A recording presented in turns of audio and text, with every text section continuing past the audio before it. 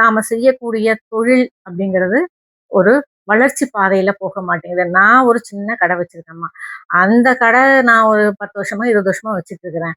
நேத்து கடை வச்சவங்கலாம் வந்து இன்னைக்கு எனக்கு வர வாடிக்கையாளர்கள்லாம் அவங்க கூப்பிட்டுக்கிறாங்க.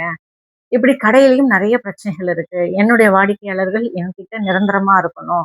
அடுத்தவங்க கெடணும்னு நான் நினைக்கல. ஆனா எனக்கான அந்த வாழ்க்கை முறையும் நல்லா இருக்கணும் இல்லையா? என்னுடைய வாடிக்கையாளர்களினுடைய சப்போர்ட் எனக்கு வேணும் இல்லையா? அதனால என்னுடைய தொழிலும் நல்லா இருக்கணும். நானும் நல்லா இருக்கணும். வீட்ல நல்ல அமைதி இருக்கணும் அப்படின்னு எவ்வளோ பேர் நினைக்கிறது உண்டு இல்லையா? இதுதான் எல்லாருமே நம்ம நினைக்கிறோம். அடிப்படையான தேவையே இதுதான். இந்த ஒரு சூழலை நமக்கு வீட்ல உருவாக்கி தரக்கூடியது அப்படின்னு பார்த்தா நெறைய விஷயங்கள் இருக்கு. முக்கியமா இந்த பேய் மிரட்டி அப்படின்னு நம்ம சொல்லுவோம். வீட்ல வந்து நல்ல அதிர்வலைகள் குறையும் பொழுது, சட்டுன்னு அத வந்து மீட்டு தரக்கூடியது அப்படின்னு சொன்னா, இந்த பேய் மிரட்டி. இந்த பேய் மிரட்டி நம்முடைய சின்னையனே.com ஆன்லைன் ஷாப்ல பதிவேற்றம் பண்ணியிருக்கேன். உடனே வாங்கிடுங்க. அத நான் எப்படி வைக்கணும் அப்படிங்கிறத டெமோ வேணும் அப்படின்னு சொன்னா எனக்கு கமெண்ட் பண்ணுங்க. டெமோ வீடியோ தரேன்.